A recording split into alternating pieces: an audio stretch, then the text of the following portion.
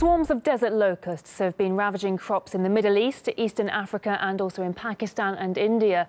It's the worst outbreak in 27 years. The crop-destroying insects search for green areas to satiate their enormous appetite. Although locusts don't pose a direct danger to humans, the UN Food Agency says the swarms create a major threat to food security in the affected regions. If the weather, continues to be favorable for the locusts, good rainfall, basically, those locust numbers, yes, they will continue to increase. And you have to think about, of course, in East Africa, it's already a very vulnerable area. They had 3 years of droughts, they had a year of rainfall. So, a locust and then coronavirus, in addition, to already this kind of fragile area, it makes it very, very challenging, and that this is an unprecedented threat, to food security and livelihoods. And that's exactly what it is. The people are just, below the level of famine. It's not famine, of course. We're not in that situation. But, this is something we want to prevent. We don't want to, have a famine. So that is why, all of these efforts, the appeals by the FAO for financial assistance from the international community is so important. When millions of locusts attack crop fields, they can destroy everything within hours. The insects originate in dry lands where the climate forces them to gather in small patches of green land. When it starts raining, they start breeding abundantly.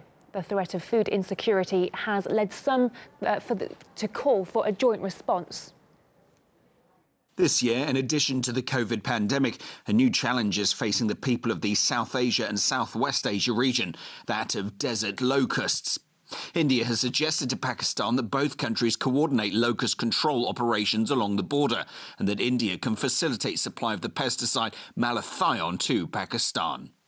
Also in Pakistan this year, there is breeding in the Indus Valley, which is very unusual, and in the Punjab plains up near the capital, Islamabad. And normally breeding doesn't happen in these areas, but this year it did, because last summer there was such large breeding on both sides of the India-Pakistan border that some of it was quite late. And so the locusts, it was too cold for them to move to the coastal plains of Iran. So they only made it to the Indus Valley, and that's why they stayed there. So all of this means that more locusts will be coming into the desert areas along both sides of the India and Pakistan border. They've already started, in fact. India's already received some swarms earlier this month.